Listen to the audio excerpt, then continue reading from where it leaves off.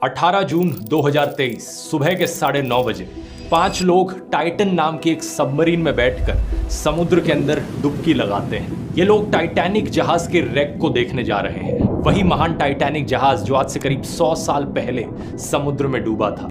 दुनिया का सबसे बड़ा और सबसे लग्जरियस जहाज अपने जमाने का अपने पहले सफर पर निकलता है। ये जहाज साउथहैम्पटन इंग्लैंड से न्यूयॉर्क जा रहा है और इसके अंदर हर तरह के लोग बैठे हैं, बड़े बड़े इंडस्ट्रियलिस्ट और एक्टर्स से लेकर इमिग्रेंट्स तक जो अमेरिका जा रहे हैं एक बेहतर जिंदगी की तलाश। ना सिर्फ ये दुनिया की सबसे बड़ी शिप है 269 मीटर्स लेंथ में और 50 मीटर से भी ज्यादा ऊंची, बल्कि इसमें जो लग्जरी इस्तेमाल करी गई है इसे बनाने के लिए वो दिल दहला देने वाली है। उस जमाने में शिप को बनाने की कॉस्ट पड़ी थी $7.5 मिलियन, जो कि इन्फ्लेशन को अकाउंट में लेकर चलोगे तो आज के $400 मिलियन के बराबर है। वलहुल जवारिल मुनशआतु फिल बहरि कल आलाम, और उसी के ज़ेरे फरमान है वो जहाज, बहरी जहाज जो समुद्रों में पहाड़ों की मानंद बुलंद नजर आते हैं। यानी पुराने वक्तों में आप अगर आज भी हॉलीवुड की जो पुराने स्टाइल की रोमन एम्पायर की फिल्में उन्होंने बनाई हुई है ना, उसमें आप देखें तो वो बड़ी बड़ी कश्तियां बादबान वाली, जिनके बड़े बड़े बादबान हैं जो कि हवा के जोर के ऊपर चलती हैं, तो वो दूर से देखने से पहाड़ों की माने नजर आती हैं। उस जमाने में भी, अब तो खैर बहरी जहाज खुद ही पहाड़ जितने बड़े हैं, तो अल्लाह ताला इनको अपनी तरफ मंसूब कर रहा है कि ये मेरे हैं,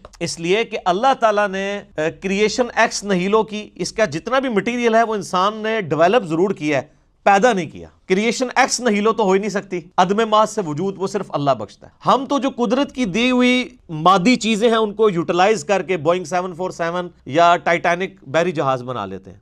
इस एतबार से ये सारी चीजें अल्लाह की हैं। और दूसरा इस एतबार से कि जितने फिजिकल फिनोमेना ऑफ नेचर हैं, कानून कुदरत हैं, साइंटिस्ट तो कहते हैं साइंटिफिक या फिजिकल लॉज हैं, वो खुदाई कवानीन है। साइंस तो सिर्फ डिस्कवर करती है, यानी ये ग्रेविटेशनल फोर्स जो है ये साइंस ने डिस्कवर की है, ये साइंटिफिक फिनोमेना नहीं है। फिनोमेना तो ये कुदरत का है, और कुदरत से मुराद यानी अगर हम बात करें तो यानी खुदा की कुदरत। तो ये जहाज अल्लाह अपनी तरफ मंसूब कर रहा है कि एक तो क्रिएशन का मटेरियल अल्लाह की तरफ से है, दूसरा इनका समुद्रों पे चलना ये खुदा की वजह से है, क्योंकि अल्लाह ताला ने समुद्रों में पानी के अंदर एक कुव्वत उछाल रखी है जिसे फोर्स ऑफ बॉयंसी कहा जाता है इंग्लिश में। जो भी फ्लोटिंग बॉडी है उसके ऊपर जो पानी है उतनी ही फोर्स के साथ ऊपर की तरफ अमल करता है, जितना उसका वेट होता है वो वेट जो उसका जो वॉल्यूम है जितना पानी के वेट को डिस्प्लेस करता है। यानी अगर एक बहरी जहाज है या कोई भी जो है वो तैरने वाली चीज है, उसको जब पानी में रखा जाता है तो कुछ हिस्सा उसका पानी में डूबता है और बाकी बाहर रहता है। मुकम्मल डूब जाए तो वो डूब गई ना,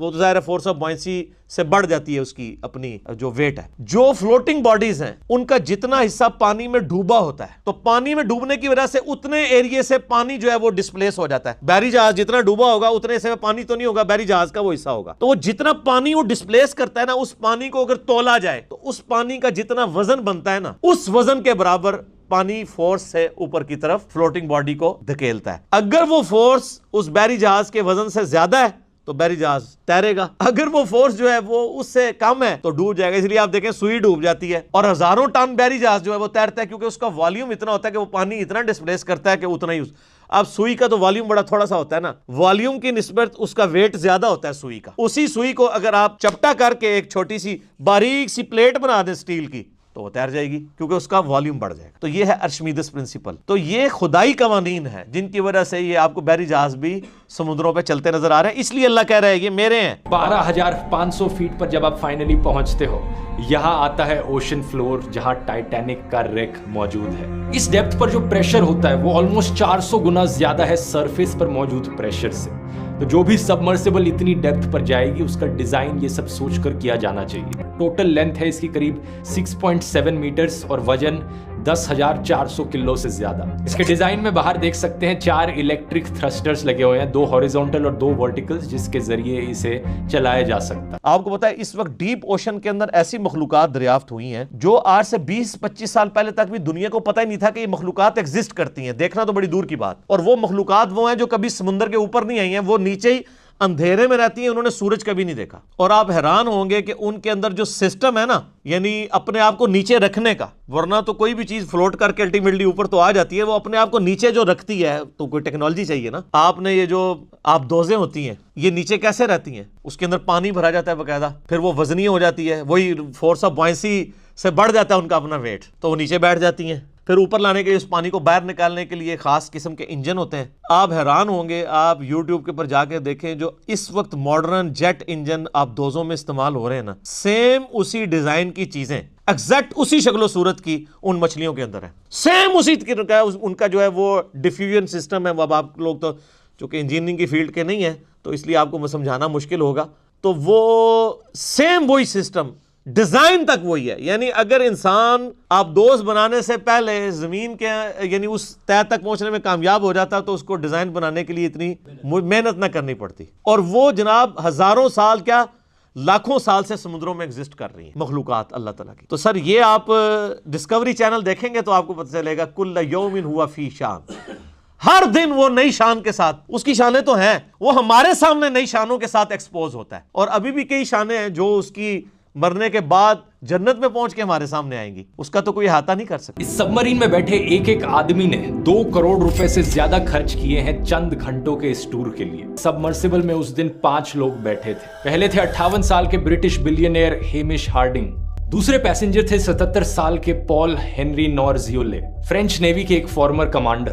تیسرے اور چوتھے پیسنجرز تھے ایک برٹش پاکستانی بزنس مین شہزادہ داؤد اور ان کے 19 سال کے بیٹے سلیمان. یہ پاکستان کی سب سے بڑی کمپنیز میں سے ایک کے اونر تھے. سلیمان کی بوا نے یہ بھی بتایا تھا کہ سلیمان کو جانے سے ایکچولی میں ڈر لگ رہا تھا, لیکن وہ اپنے پتا کو خوش رکھنے کے لیے, انہیں کمپنی دینے کے لیے اس سفر پر ان کے ساتھ گئے. دیکھو جو حادثات میں مر گئے, جو ایمان پر مرے, ان کے لیے تو دعائے مغفرت کی جائے گی. اللہ ان کے لواحقین کو صبر کی توفیق عطا فرمائے. جن کی موت ایمان پر ہوئی ہے, جن کی موت ایمان پر نہیں ہوئی, زندگی میں تو دعا کی جا سکتی ہے, موت کے بعد ان کے لیے دعا نہیں کی جا سکتی. وہ موت کے بعد کی زندگی کو مانتے ہی نہیں تھے. آخرت کے بعد ایک زندگی ہے, اس میں کامیابی ان لوگوں کو ملتی ہے جو اچھا عمل کر کے جاتے ہیں. اچھے سے وہ اچھا جس کو اللہ نے اچھا کہا ہو, جس سے اللہ خوش ہوتا ہے. ان لوگوں کا ٹھکانہ برا ہوتا ہے جو برا عمل کر کے جاتے ہیں. یہ یہودی بھی کہتے ہیں, عیسائی بھی کہتے ہیں اور مسلمان بھی کہتے ہیں. تو آخرت پر ایمان نہیں ہے تو بھی یہ کام فضول ہے, آخرت پر ایمان ہے تو بھی یہ کام کیا ہے, فضول ہے, اس کا کوئی فائدہ نہیں. تو یہ آپ اپنے لیے کر رہے ہو, جان آپ خطرے میں ڈال کے یہ مزے لے رہے ہو, تو بہت بڑی بیوقوف. عزت کمانے کا وہ طریقہ جس میں آپ کی جان جانے کے بعد کون عزت کرے گا. اب یہ جو ٹائٹینک کا ملبہ دیکھنے کے لیے کروڑوں روپے لگا کے گئے, 1% ان کو رسک ہوگا.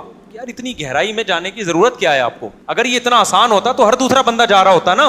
مشکل تھا تبھی تو گئے نا, رسک تھا نا تبھی. ان کو بھی پتا تھا کہ کچھ نہ کچھ خطرہ ہے. اب وہ جو ٹائٹینک کی تلاش میں نکلے تو یہ ان لوگوں پہ سوٹ کرتی ہیں چیزیں جن کا آخرت پر ایمان نہیں. اصل میں تو ان پہ بھی سوٹ نہیں کرتی, ٹھیک ہے نا. لیکن میں بہت بڑا دل کر کے, کیونکہ یار جب زندگی رسک پہ ڈال دی آپ نے تو زندگی سے بڑا تحفہ دنیا میں کوئی بھی نہیں ہے. 1% بھی رسک نہ لو زندگی کا. تو یہ ٹائٹینک والا جو واقعہ ہوا ہے نا, یہ مظلوم لوگ ہیں بیچارے. آپ لوگ ایسا بننے کی کوشش نہ کریں. ان لوگوں کا زمین پہ ملکوں میں چلتے پھرتے رہنا جنہوں نے اپنے رب کے ساتھ کفر کیا, یہ خطاب تو نبی الاسلام کو ہے اور آپ کے ذریعے پوری انسانیت کو ہے کہ اگر کافروں کو دنیا میں اللہ کے منکرین کو کچھ ملا ہوا ہے تو یہ آپ کو دھوکے میں نہ ڈال دے, کیونکہ اللہ نے تو اپنے مخالفین کی روٹی روزی تو نہیں بند کرنی, وہ تو اللہ نے دینا ہے. وہ اللہ نے رزق کی ذمہ داری لی ہوئی ہے. یہ نہیں ہے کہ جو اللہ کا نافرمان ہے تو وہ بھوکا مر جائے گا. آخرت جو ہے نا صرف انہی کی ہوگی جنہوں نے دنیا اللہ کی مرضی کی گزاری ہوگی, اور جنہوں نے دنیا اپنی مرضی کی گزاری ہوگی آخرت پھر وہ گزاریں گے جو اللہ کی مرضی ہوگی. ولیعوذ باللہ تعالی. متاع قلیل, یہ تو تھوڑی دیر کے لیے لطف اندوز ہو رہے ہیں اس دنیا کی زندگی کی لذت سے. ثم مأواہم جہنم, پھر ان کا ٹھکانہ ہونے والا ہے جہنم. یعنی دنیا میں یہ کتنا عرصہ کر لیں گے, کوئی